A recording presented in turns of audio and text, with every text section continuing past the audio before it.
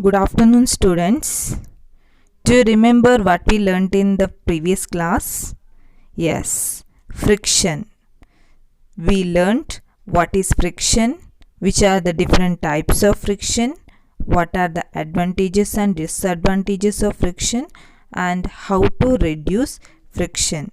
So, in today's class, we are going to study one of the important topic of physics, that is thrust and pressure.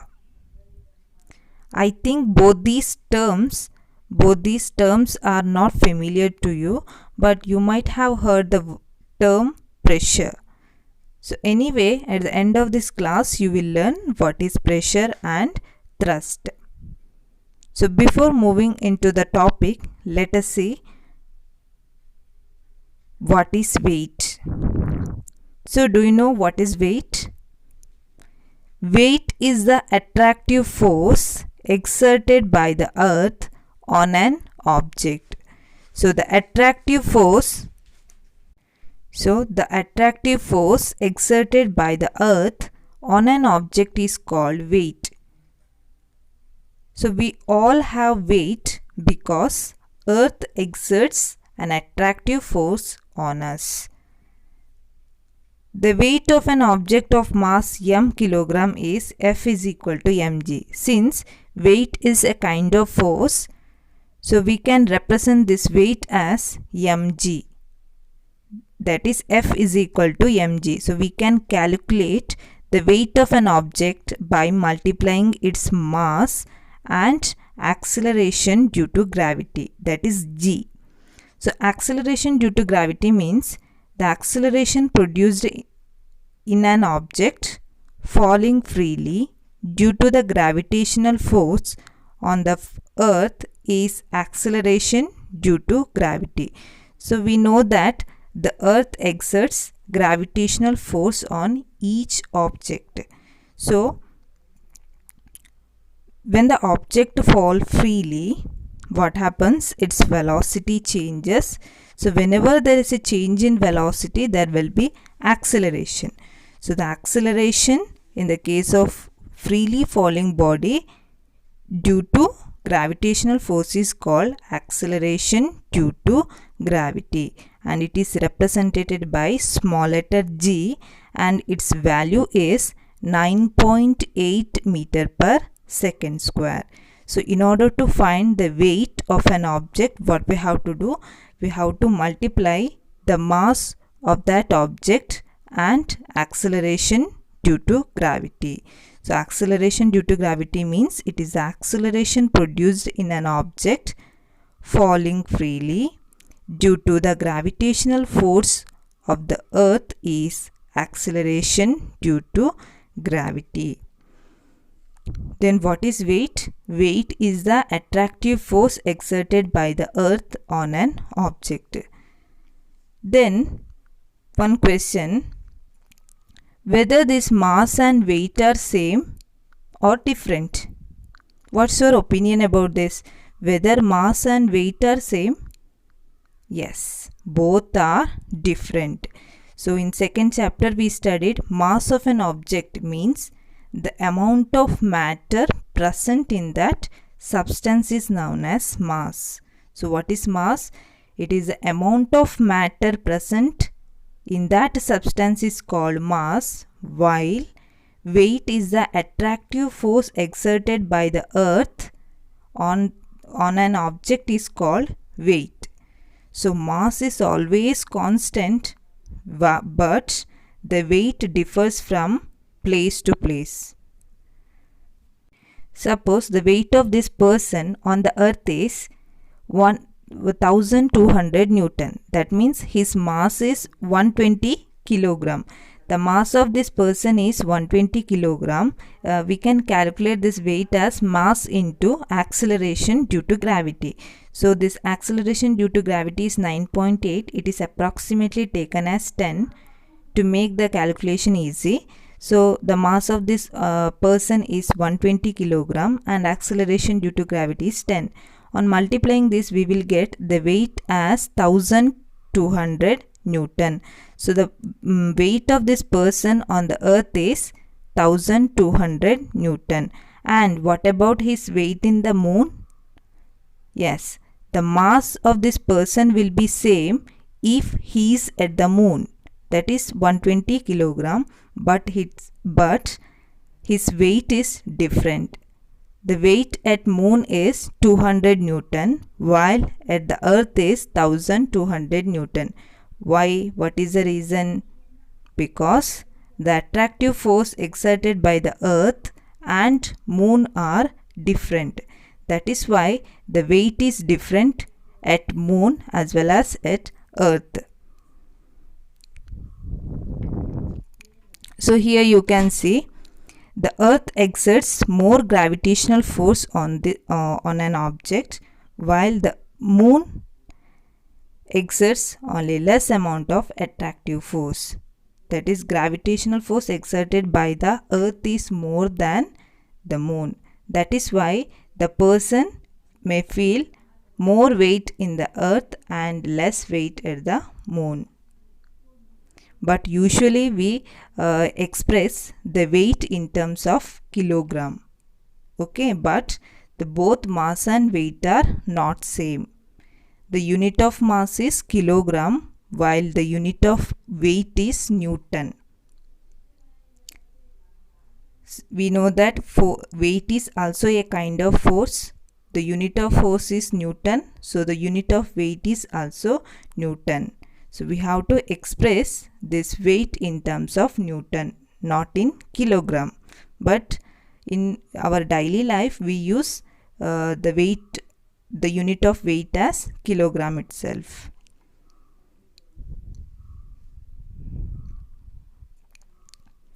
So now let us see what are the differences between mass and weight.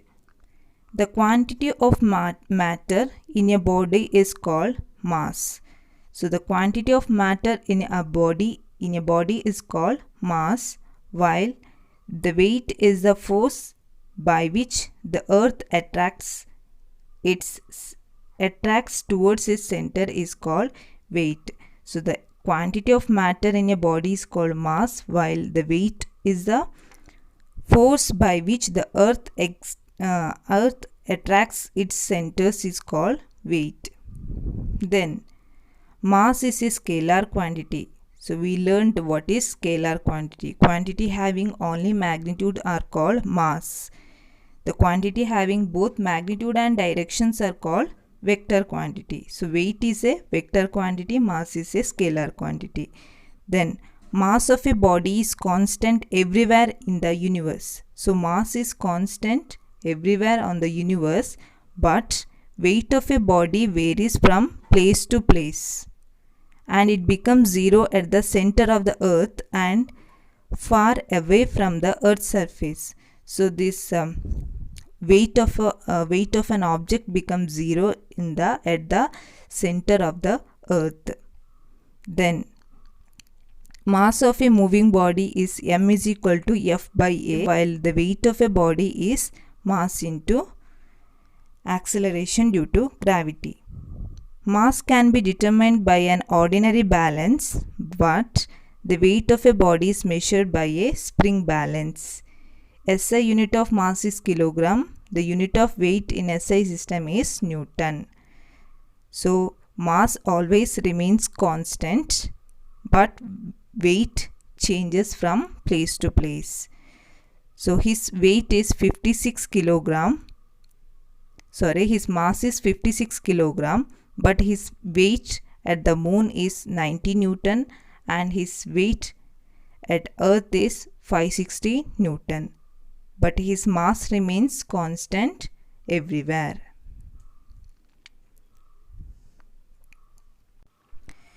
So dear students, now let us get into our topic thrust and pressure.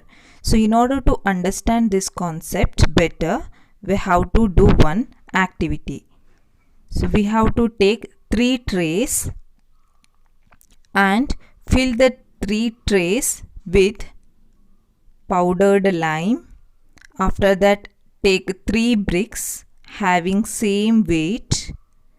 Place the brick on this powdered lime in this manner.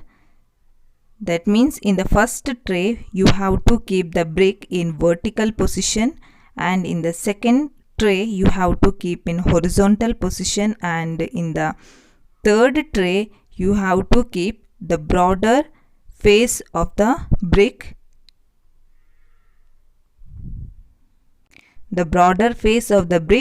facing the powdered lime. Okay. So we know that when we walk on the sand, what happens? There will be some depression. In the same way, on keeping this weighted brick on the powdered lime, there will be some depression. So in which tray the depression will be maximum, or in which tray the depression will be more? Yes, what is your answer? Yes, in first tray the depression will be more, and in the last tray the depression will be minimum or less. So what is the reason? Now let us see what is the reason. See, in the first tray the brick is kept in the vertical position, and here it is in horizontal, and here the broader part of this brick is facing the powdered lime. So in this case, the force exerted by the brick, that is the weight of the brick, acts downwards perpendicular to this lime, and this force acts on the smaller area. Hence the effect of this force on this powdered lime will be more. But in this case, the same amount of force exerted by the brick gets divided over this much of area. Therefore, the force per unit area here will be less. And what about here? The same amount of force will be exerted by the brick, but the area of contact is more. So the force acting per unit area will be less. So in this case, a large amount of force acts on a small surface. Therefore, here the force acting per unit area will be more, and here it is less. That is why in this case the depression is more, and in this case the depression is less. So the total force acting normal to the surface is same in the three trays. So the total force acting normal to the surface is same in all these trays, but the force acting per unit area is different. Here the force acting per unit area is high or more, but here it is less. So the force acting per unit area is different in these cases. So we can say the total force acting per unit area is different. That is why depression is maximum in this tray and it is less in this case. So in order to understand better, see here, let us take one example. Here there are 3 boxes, and in these 3 boxes there are 10 chocolates. So these 10 chocolates are distributed to 2 children, and in this case these 10 chocolates are distributed to 5 children, and here the 10 chocolate is distributed to 10 children. So in the first case each child will get 5 chocolates, and here each child will get 2 chocolates, and here each child will get 1 chocolate. So what we can conclude from this, the total chocolates given to children is same in each case. So in each case the total chocolates given to the children is same, that is 10, 10, 10, but the number of chocolates given to each child is different. Here one child got 5 chocolates, here one child got 2 chocolates, and here one child got 1 chocolate. In the same way, here the force applied by the brick is same in 3 cases, but the force acting per unit area is different. here the force acted per unit area is more and here the force acted per unit area is less. That is why here depression is maximum and here depression is minimum. So we can say the total force experienced by a surface is thrust. So what is thrust? The total normal force. Normal force means to this surface the force is acting perpendicular. So that is called normal force. The total normal force experienced by a surface is called thrust. Then what is thrust? Thrust is a kind of force.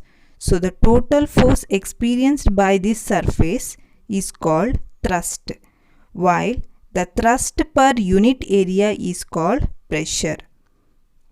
The thrust per unit area, that is called pressure. Then what is pressure?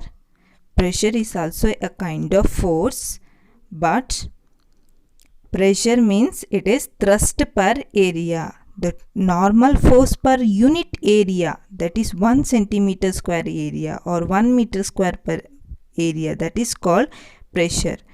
The total force is called, the total normal force experienced by the surface is called thrust, while the thrust per unit area is called pressure.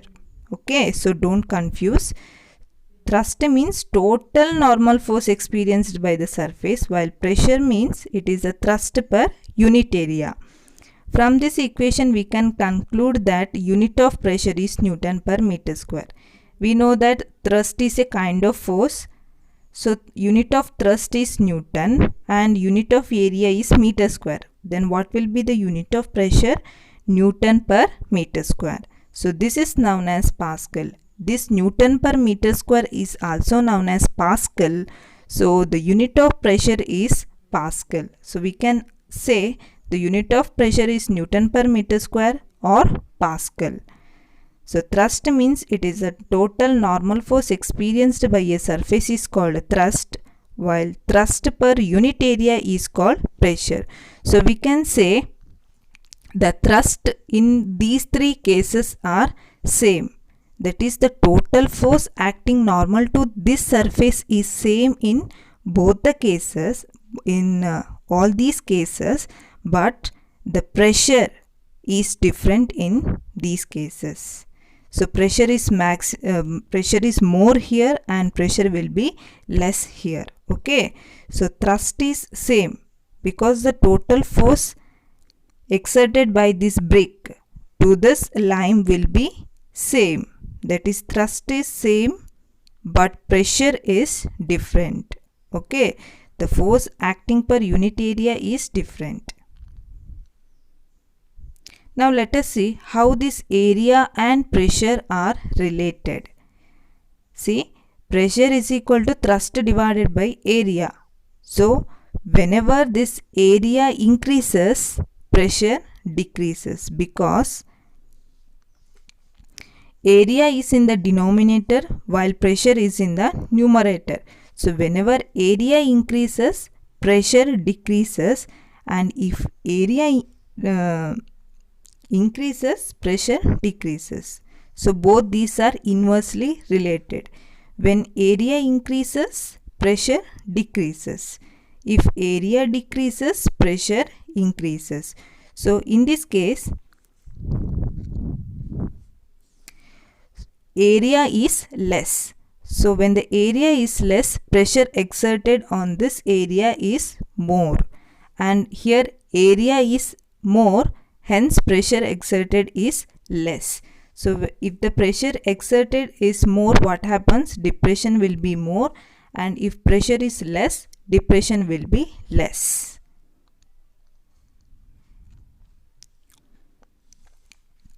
Now we learnt how pressure and area are related. When area increases, pressure decreases. That means both these are inversely related. While applying a given force, pressure decreases when the area of surface of contact increases. When the area decreases, pressure increases. So you have to remember this. This relation is very important. When pressure decreases, area of increases, and when area decreases, pressure increases. Now let us see some certain situations related to pressure and area. Okay, the foundations of buildings and dams are laid on a larger area to produce less pressure. So what is the reason? Why these buildings are constructed with wider basements? Yes, it is because we already learned when the area of contact increases, what happens? The pressure acting on this ground or this surface decreases. So when the area of contact is more, pressure acting on the ground will be less. That is why these buildings and dams were constructed with the large basements. The foundations of buildings and dams are laid on a larger area to produce less pressure.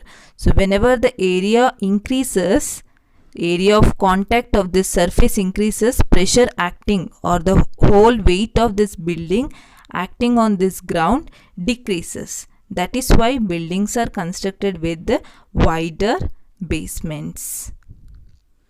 It is easier to walk on soft sand if we have flat shoes rather than shoes with sharp heels.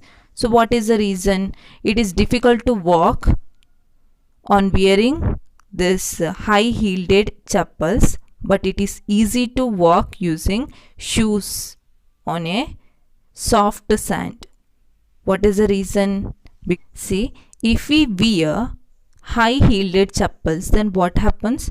Only this much portion of the chappal comes in contact with the ground. That means the entire body weight is exerted on this small area.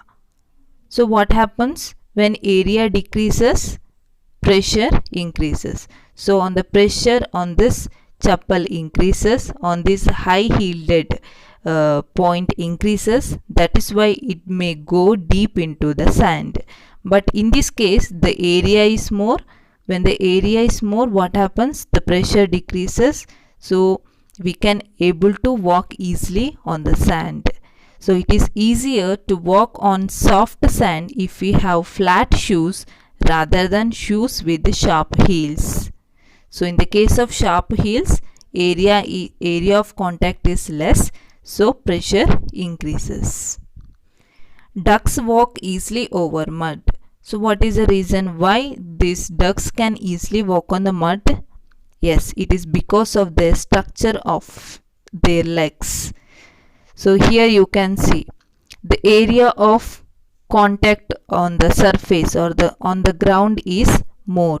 So when the area of contact increases, what happens? The pressure decreases. So when the area of surface of contact increases, pressure decreases. So that is why this their legs will not go deep into the mud. So this helps the ducks to walk easily over mud. The tractor have broad tires, so there is less pressure on ground and do not sinking to comparatively soft field. So what is the reason here? The trucks, bulldozers, all these have broad tires. What is the reason? Yes. So in this case, the area of contact with the ground increases. So when the area increases, what happens? Pressure decreases. So when the area of contact is more, so in this case, this much portion of the tire comes in contact with the ground. So the pressure acting on the ground becomes less. So only less pressure acts on the ground, so that this tires will not go deep into the sand or mud. So which helps them to travel easily. So when area of contact is more, pressure acting on the ground will be less. Then, so here you can see, when the person walks in this way over a wooden plank, what happens? The wooden plank breaks. But if he goes like this, the wooden plank will not break. What is the reason? While he is going in this way, or while he walks in this way, what happens? Only this portion of only this much portion of his body comes in contact with the wooden plank. That is, only his legs comes in contact with the wooden plank. Since he is fat, his all weight gets concentrated on this much of area, small area. The whole weight of this body gets concentrated over a small area. Therefore, this wooden plank breaks. But in this case, the area of contact is more. So the force or the weight of this body gets distributed over this much of area.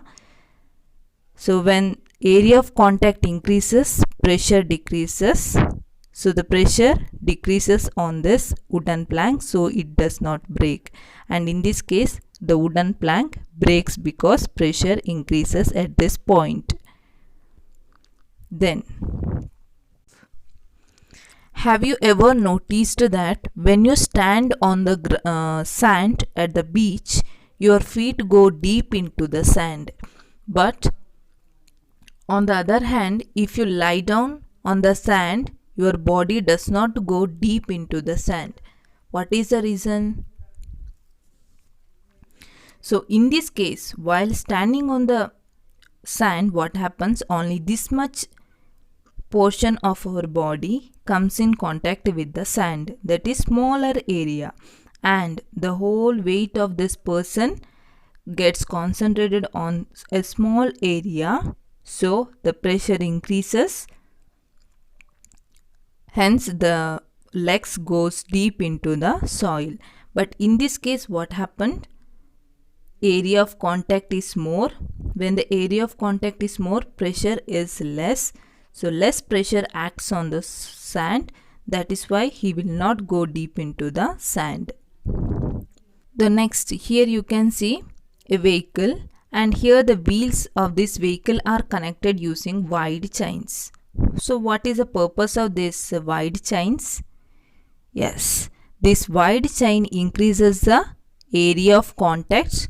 So when the area of contact increases, what happens? Pressure exerted on this ground decreases, so which helps it to move easily. So that is the reason, because these tanks are very heavy. So when the force increases, what will happen? These wheels may go deep into the soil. So in order to avoid this, wide chains are used. So this wide chains helps to increase the surface area. So when area increases, pressure decreases. Next, stepping on a nail causes severe pain, but it is possible to lie comfortably on a bed of nails. What is the reason? Yes, here the area of contact is less, so pressure increases, but here the area of contact is more, so the pressure is less. Now, on applying pressure on this nail can go easily on the inside the wood. But if we place the nail like this, it will not go inside the wood. What is the reason?